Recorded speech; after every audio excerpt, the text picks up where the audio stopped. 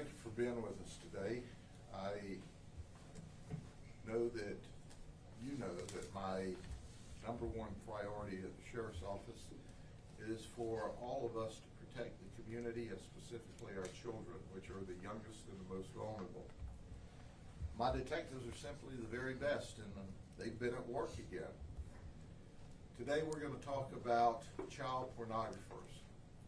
Now I want to underscore that data tells us that if child pornographers had the opportunity, the overwhelming majority of them would in fact sexually batter children.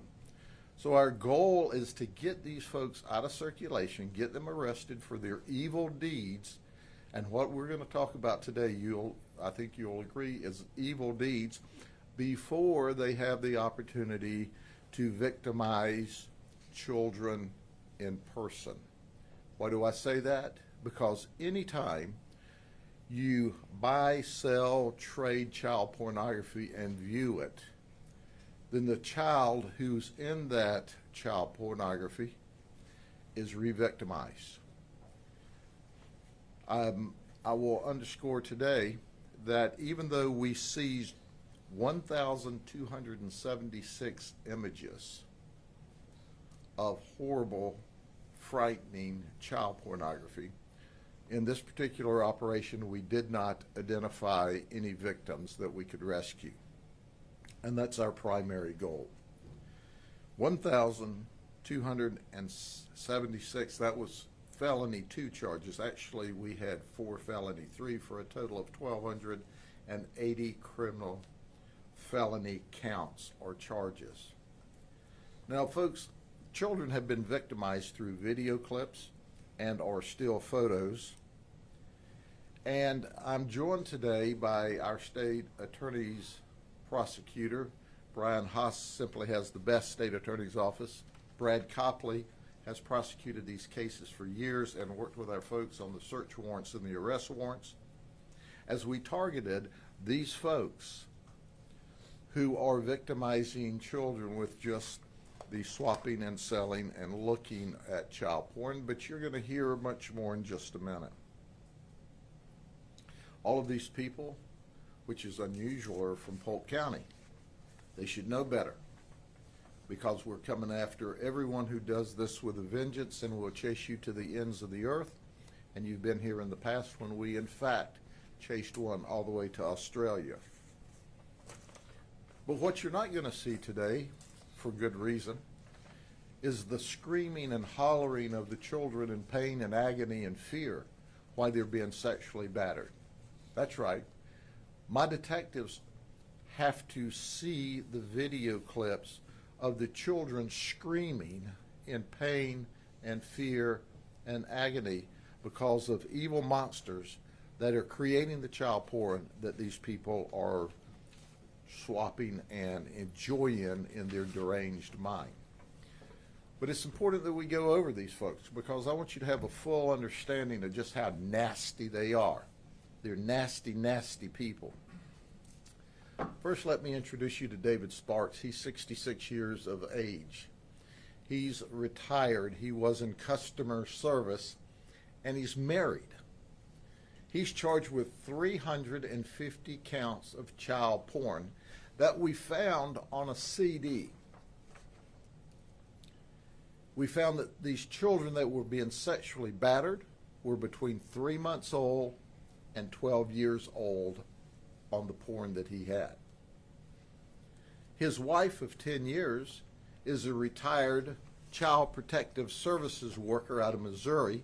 She had no knowledge of his evil deeds and was absolutely mortified because she spent years and years and years protecting children only to have his secret life destroying children's lives. Because you see, if there weren't people to watch child porn, there wouldn't be anybody making child porn. And you see him from the outside, as the detective said, he looks like a nice old grandfather. Until you get into his digital devices and see the evilness that lurks behind the curtain. Then there's Stefan Young. He's 58. Stefan has a business, a photography business called Enchanting Boudoir. Now I'm from Polk County. To me, that's like taking pictures of people in their underwear, okay? But they call it Enchanting Boudoir. So we started an undercover operation against this guy because we had a concerned citizen who saw his advertisements on Craigslist that he would take photographs of people in their underwear. And he found out that they would do this also for children. So he called on us, and we appreciate this man in the community being curious, making a phone call, saying, ooh, there's something here, and notifying us, so we went undercover. He claimed that he had taken photographs of children as young as 13, not only in their lace and silk underwear, but sometimes totally nude. But he bragged that he did this with the parents' authorization. Now, we don't know who these children are yet. We don't know who these parents are yet. But I want to tell you parents something. If you're having your children's nude photographs taken by Stefan Young or anybody else in provocative, sexual, lacy underwear, we're going to put you in jail too. That is not all right, ever. In addition to that, he said he would do dressed and undressed pictures with the undercover's children. And he said, but listen, if Grady Judd finds out, we're in trouble. Because, see, he'll take art and make it pornography. Well, Stefan, it's pornography. It's not art. And your ugly mug is in the county jail. That's right. He knew he was going to be in trouble when we figured it out. Because Grady Judd takes art and makes it pornography. He justified this as art. It's not art when you're taking nude pictures of children. It's not art when you're in possession of child porn. And he also said he had, once again, this is his communication, we need these victims, that he had physical contact, physical sexual contact with two girls as young as 9 and 11 years of age. We don't know where they are. We need those victims. We're looking for them. And then he told the undercover another Grady Juddism. Don't talk to Grady Judd. If you do, I'll go to jail. He was right. He's in jail. He knew what he was doing was wrong, or he wouldn't have been concerned that Grady Judd knew. Listen, he's still under investigation. There are people in this community that know of his evilness, that know that, according to his statements, not ours, that he sexually battered children, that he took photographs, nude photographs of little children. We want to find those victims. Help us out. This is a bad man, and we want him to go to prison for a long time.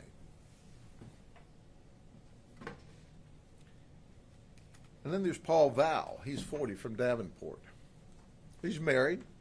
He works at Disney World at Cosmic Ray's Restaurant. In fact, he just recently moved to Polk County from Indiana, and he moved here specifically to work at Disney World. Well, you know, back in the day, they arrested Willie Sutton for robbing banks. He was a notorious bank robber. And they asked Willie Sutton, hey, Willie, why do you rob banks? And he said, well, that's where the money is. Well, why do people like Paul Vell work at Disney? Because that's where the children are. And they want to be around children. He had 540 counts of child pornography from newborns to 8 years of age. He also had videos. And he was a sadomasochist. There was photographs where they had tied up babies in preparation for sexual battery. There was one where a child was just weeks old where they had the child's hands tied behind her back. Can you believe that? A very young child with her hands tied behind her back. There's videos of a 3 to 6 month old being sexually battered by an adult male.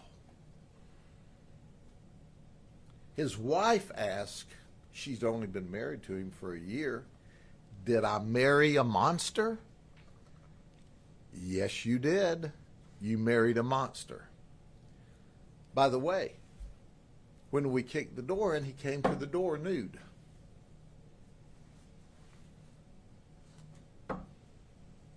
Think about this for a minute. Photographs of children bound up, some with their hands tied behind their backs. Infants. And there's J. Holmath, 52, of Lakeland. He's married. We investigated this guy a while back and could not establish enough probable cause to arrest him. So he got a really, really lucky break that we couldn't get there on that last child porn investigation. But he had a shot over the bow.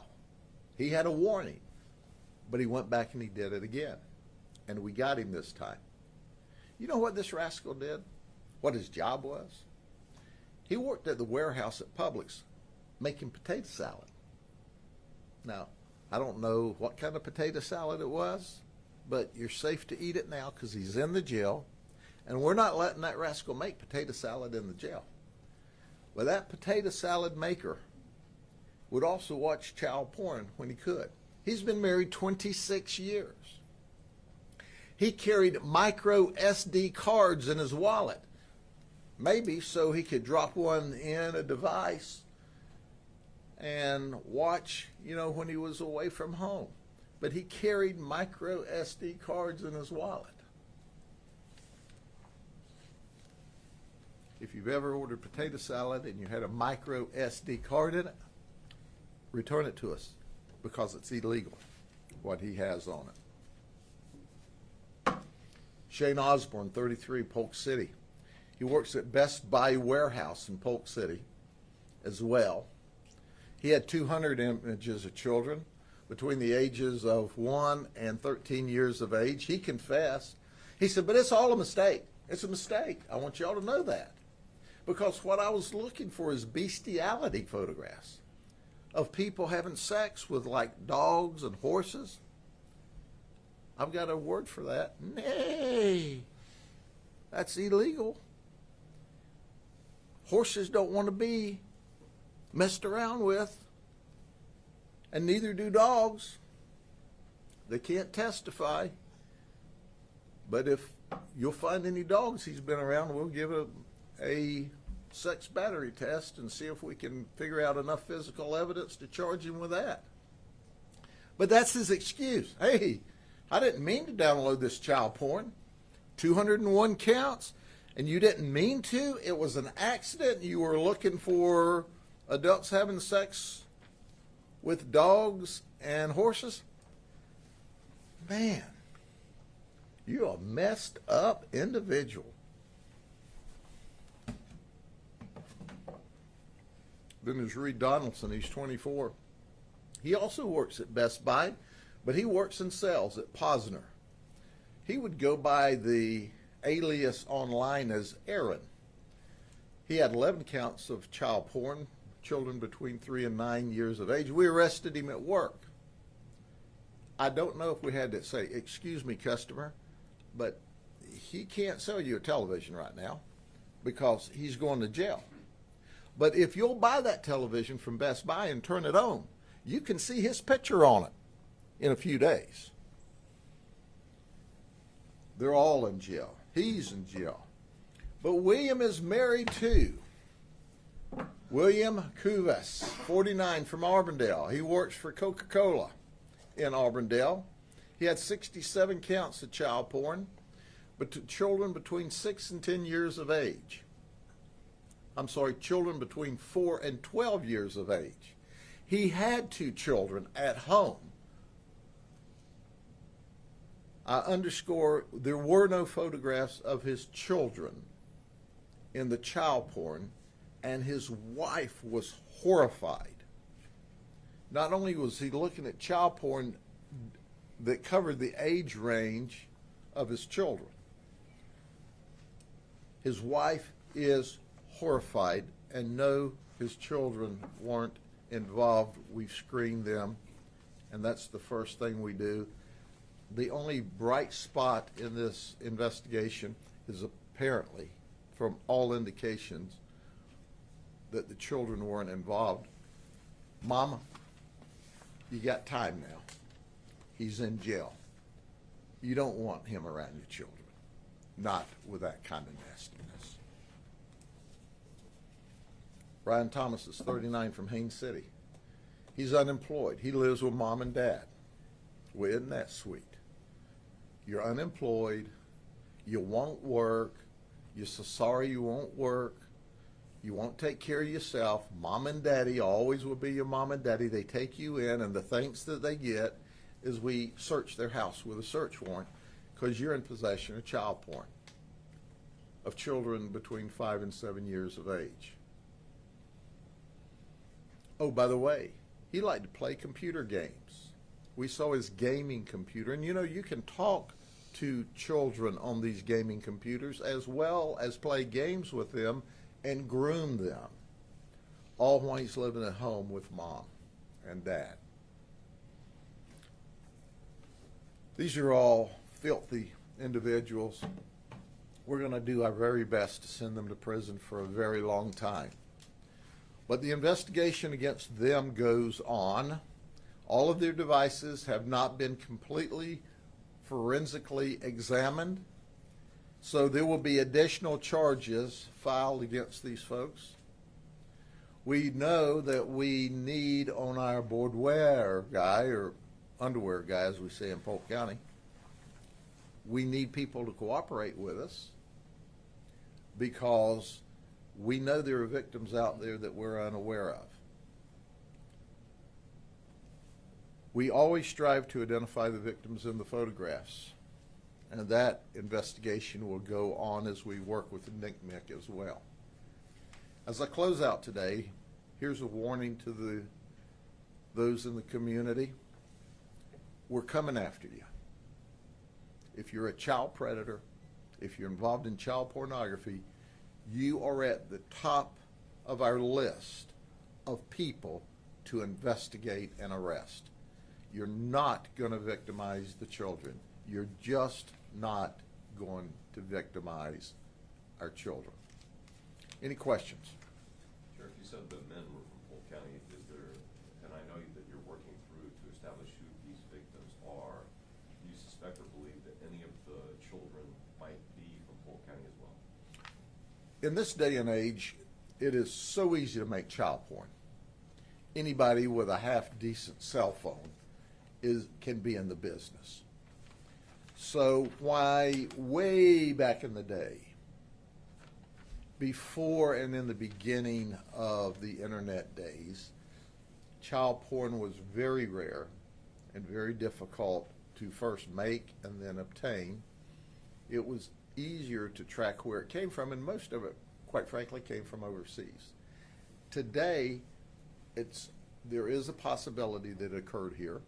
My detectives who have to look at this horrible stuff every day recognize some of it as being on the queue, and it's just moved around the country and the world.